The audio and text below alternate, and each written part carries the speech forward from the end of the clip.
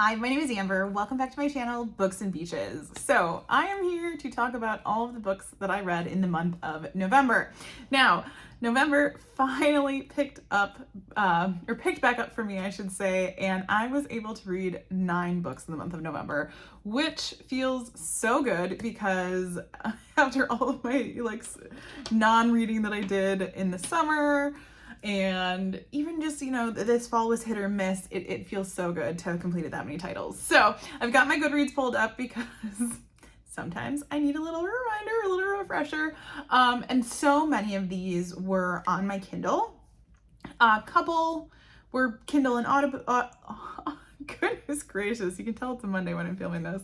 A couple of them were like a combination between my Kindle and an audiobook. And then I believe I did read at least one physically. So let's jump in and take a look at what I read in the month of November. So the very first one I finished was, like I said, a book off my Kindle, and this was The Best of Friends by Lucinda Berry. Now, I have read a lot of different things by Lucinda Berry before, and this one I think I checked out from Kindle Unlimited, and I just was looking for a bit of like a, quote unquote popcorn thriller, because I think Lucinda Berry kind of reminds me of a Freida McFadden in a way where I know that I'm going to be able to consume her books fairly quickly.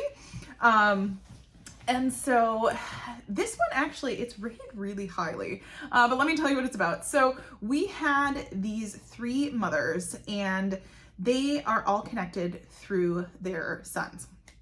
And at the very, very beginning of the book, there has been like an event basically, and they're not quite sure what has happened, but one of the sons is dead, which I sound so casually, but one of the sons died. One was shot and is basically in a coma, and then one is not talking. And so we are getting this story told between the 3 different perspectives of the mother and all of the things that they're dealing with. So one is obviously dealing with, extensive grief. One is dealing with her son, being in a coma in the hospital, and one is dealing with the trauma that her son is going through and is unable to speak about what happened. And so everyone's being interviewed. You see, whether or not lawyers are being involved, the police presence, etc. And so that's this whole story of trying to get to the bottom of what happened and what went on. So I ended up rating this one. No, I don't even remember. Where is my rating? There we go. I gave it a 3. The premise sounds great, and I love a multiple perspective book, so it wasn't that, but I felt like we were kind of dragging on throughout the story, and then, coming to the end, I was just like, well, that's it? Really? And so it's still really highly rated. It's got like a solid 4 stars on Goodreads, but for me, it just fell short. So, and I've liked other things by Lucinda Berry a lot more. So this wouldn't necessarily be like the first one that I'd recommend for her. After that, I ended up picking up my November read for my in-person book club. We always tend to do like nonfiction November, and we picked up Somebody's Daughter by Ashley C. Ford. Now, this is the one I read physically. I don't even know where it is. It's somewhere over there. But our book club had an interesting time reading this. And this one is, once again, rated really highly on Goodreads. It's rated at a 4.03 right now. I really struggle with rating memoirs because you're rating somebody's story of their life. And in this one, we have a woman who has grown up in a really tough life. Her dad goes to prison when she's very, very young, and she lives with her mom and her younger brother, and then at times her grandparents or her grandmother. And her life is rough. They didn't have a lot of money growing up. She goes through some really traumatic things, so there are some trigger warnings when it comes to this. And she always feels like there's something missing, in her life because her dad's in prison, and she doesn't know her dad very well. And I guess what I struggled with it was, and I hate to say, but it's a story that I feel like we hear a lot. And so, but I hate saying that too, because everyone is entitled to write their memoir. I certainly cannot write like this. The writing was done very well in my opinion, but I just feel like it wasn't different than some of the other stories that I've heard before. Fairly, I don't want to say predictable because it's not fiction. And I expected, I guess, more to do with her father than we actually get. So yeah, it wasn't one that I, would recommend necessarily. I think there may be an audience for it, and maybe I'm just not it, which is completely acceptable. Not all books have to be for me. But yeah, so I struggle rating it. I did end up rating it on Goodreads, but with memoirs it's just really hard. So there's that one. After that, I picked up a book that I feel like I hear about everywhere, whether it's here on BookTube or friends have recommended it, or friends of book on in like my book space life. I believe I've even heard about it like on Book Talk, and that is If We Were Villains by M.L. Rio. Now, I believe actually this might be one of Sarah from Sarah's Nightstand's like favorite books, and this is also very, very highly rated on Goodreads. Right now it's at a 4.14. I wasn't a huge fan, and I hate to say that. So the premise of this is we are being told between two different timelines.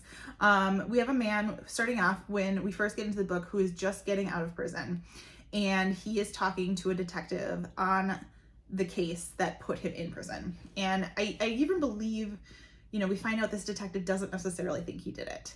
And then our other timeline is when that man and his group of friends were in college, and they are in more of like a liberal arts college where everything is based on like they're into the acting part, but you have dance, you have singers, you have all of these different pieces. And so this book is heavily focused on his group of friends who are all studying Shakespeare. And this is what I didn't know about this book. So this book is heavily influenced by just different pieces of Shakespeare. They do at least 2 different plays in the midst of this book, and they are constantly quoting Shakespeare. And that is the problem I had with it. Now, should I have read into it more? Of course, but it was just a highly hyped up book on BookTube, and so I said I'm gonna pick this up. So for those of you that might not know, my minor in college was English and English language arts, because that is like, I'm certified to teach grades 1 through 8. Right now I work on the tech side of things, but then my emphasis was in English, so more than likely I'd be like an English and reading teacher. I actually have almost enough credits to have a double major because I went to 2 different universities and they both made me do their minor program. So anyways, I took a lot of English classes. I do not like Shakespeare. And I am sure some of you are cringing right now, but I have never enjoyed Shakespeare. I had to take Shakespeare twice, and it was my least favorite class, I think, of my entire minor program. So I couldn't get into this one. I like the premise. I like the multiple timelines.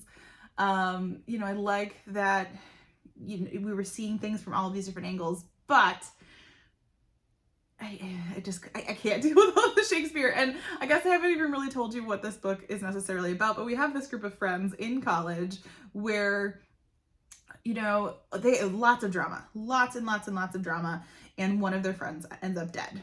And so we're trying to figure out how this guy died. And so, yeah, I don't know, it just wasn't for me. I don't think it was bad. I gave it a 3, but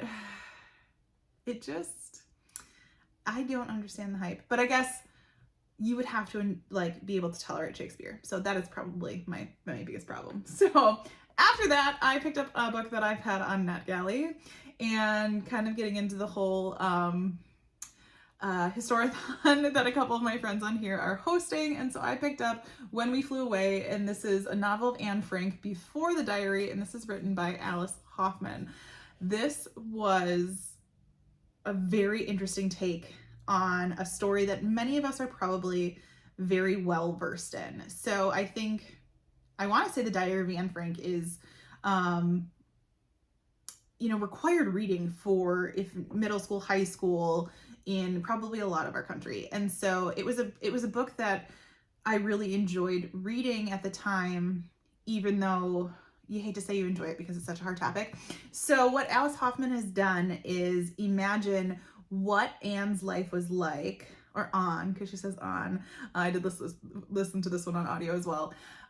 What her life was like after her family moved to the Netherlands, I think. Yep. I might be getting that wrong. Just outside of Amsterdam, I believe. So, yes, the Netherlands. And so, like, what would her life have looked like in the year that they lived there before they went into hiding? And so you see, the spunkiness of Anne, and you get a development of what they are assuming is her character. And I don't want to say too much more because I think it's just one of those that you do need to read. I believe this one is focused, it says middle grade YA. So I would say it falls like almost directly in the middle, because YA sometimes can be considered so much older, and then middle grade. So it fits nicely in between kind of both those categories. But it's just an interesting take on what that time in their life would have been, and how they see, even after, fleeing their original home, how life changes for them. So I really enjoyed that. I gave that one a 4. Did it blow me away? No. But it was very, very good, and such an interesting concept. And this one as well has a really high rating on Goodreads right now. So there's that one. After that, I picked up a book that I can't believe I hadn't picked up before this, and that was The Grandest Game by Jennifer Lynn Barnes. So this is starting a new series for Jennifer Lynn Barnes, but it is based off of the Inheritance Game series, which I have absolutely loved. And so it is a book that you should not go into without having read the Inheritance Game series, because there will for sure be things spoiled for you. But it's going to branch off from that. And so this, I believe she's already announced the second book in the series, but yeah. So you're going to want to read, what is there, 4 books in the Inheritance Game series before you pick this one up, because there are characters in this one that have come from the 4th book in that series. So anyways, hopefully that all makes sense. Always the link below. So, but this one, without spoiling too much, in the final book, Avery Grams has decided she's going to run these competitions to kind of help, spend her billions or millions of whatever dollars that she has. And so this is the first, or actually the second round, because they skipped the first round of this grandest game that she's hosting. And so you're getting multiple perspectives of multiple different characters that are involved in this gameplay. And they are whisked away to like this private island and basically have to break through a bunch of different puzzles and, struggles, I guess, in this house on this island in order to, make their way through this game. And so I don't want to give away too much more. I enjoyed it. I love all of the puzzles and riddles and things that Jennifer Lynn Barnes puts in her books.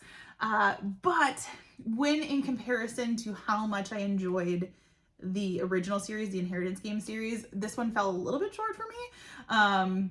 But it will be something that I also continue to pick up because I want to know what happens. It ends on a cliffhanger, so you want to know what happens. So gave this one a 3. A 3 is never a bad rating for me, but there's that. So after that, I picked up a book that really, really surprised me. This was one that I randomly requested on NetGalley because of the cover, I'll be honest. And this was the group trip,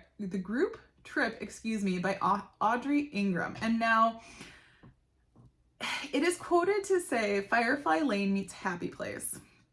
And it's set in the South, which it's set on 30A. Now, I have never stayed in 30A, but I am a huge fan of Gulf Shores, Alabama, so it's kind of that same area. So the setting was perfect for me. I really, really enjoyed this. And if you've been around here, I loved Happy Place, which Happy Place is by Emily Henry, which is a very controversial thought process. But I love that book because I think it showed realistically what a group of friends is like. And this one is very, very similar. So we have a group of friends that are coming together for their annual trip that they take. So they always have taken a trip together. They became friends in college. We get to see kind of both timelines, the college timeline, the current timeline, and then every other chapter flashes back to a trip previously, because they took trips, all through these years. And so you are seeing the dynamics of how their friendships have evolved, things that have happened, things that are pulling them apart. And I just thought it was an extremely realistic story, about a group of friends in college and how life changes. And I know some people, like when they read Happy Place, they felt like it wasn't super realistic. And I think it all depends on, what type of group of friends that you have. And, if you've been friends for years and years and years, your relationship might be different, and if you haven't had some of the struggles that others have. And so I think this one, once again, is such a realistic depiction of things that can happen in a group of friends. Been there, felt that. This book made me cry at points, because there are breakups and heartaches and all of these different things, and I just absolutely loved it. I am going to start looking into other things that Audrey Ingram has written, because I just loved her writing so much. Now, I gave it a 4. It's probably more of like a 4.5, because I did really enjoy it. There was just a few things at the end that kind of fell short for me. But yeah, so this one is considered like chick lit contemporary romance. So the fact that this high rating is coming out of my mouth right now might be a shocker to everyone, but I absolutely loved it. All right, after that, I picked up the incredibly short story by Frida McFadden, and that is The Widow's Husband's Secret Lie. Now, you need to go into this one knowing it is completely satirical.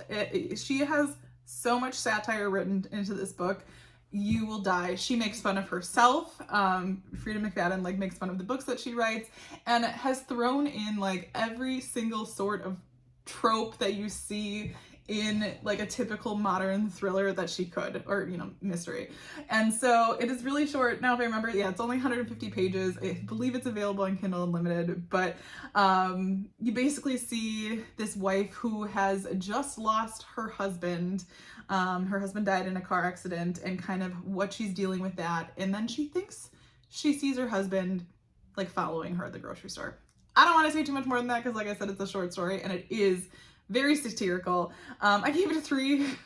It's one of those, it was another one that was just very, very hard to rate, because it's supposed to be funny and stupid, but at the same time you're like, this is stupid. So yeah, it's one of those short stories, and it was fun to pick up. So, and I like Frida McFadden, so there's that. And then actually, just kidding, not finally. I picked up another short story. This one very, very short, 14 pages short. So I don't even know if I can actually include this as official title, but on Goodreads it is official title. And this is The River by Noelle. I think it's Eiley. Correct me if I'm wrong, but she wrote Ask for Andrea, which we read back in October for my book club. And so this is what they consider the 1.5. So it's a short story on what happens after that book. So I don't want to say too much about this one, because it's super short, and 2, you would have to have read Ask for Andrea to know what's going on in this one. But if you have read that book, just know that this is available. I believe we found the PDF link on Noelle's website, and then I just grabbed the PDF and shared it with my book club, because it was just something that we could all read and wrap up. So like I said, not gonna say too much. I rated it a 4. I'm like, it's so short, how can you be super critical? So there's that. I was almost gonna turn off my camera. I don't know what I was doing. You guys get to see it all around here. But the final book that I read for the month of November was When Stars are Shattered, and this is by Victoria Jameson and Omar Muhammad. So this is actually a graphic novel, and I have not read that many graphic novels other than the Big Nate and Diary of a Wimpy Kid series. But this one is based on Omar and his younger brother Hassan while they are in a refugee camp in Kenya. believe Kenya. I hope I'm saying that. Yes, Kenya, because they have escaped from Somalia and all of the things going on there.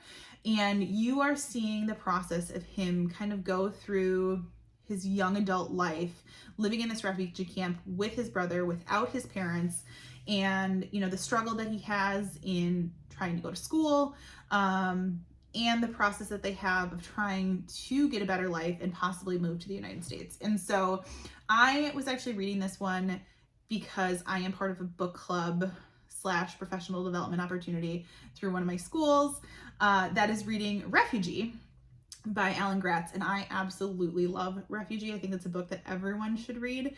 But since I had already read that book, this was another one that our leader kind of had suggested, and I hadn't read this one before.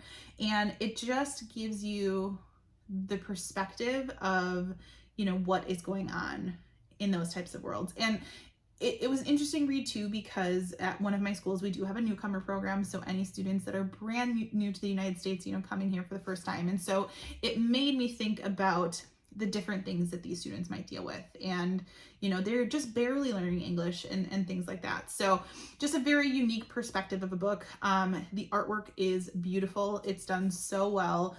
But it's written at a level that like a middle grade / YA student can understand. And then this one, I also had access to the audiobook through our school library, and the end notes are written between the author and Omar, who the book is actually about, because it is nonfiction.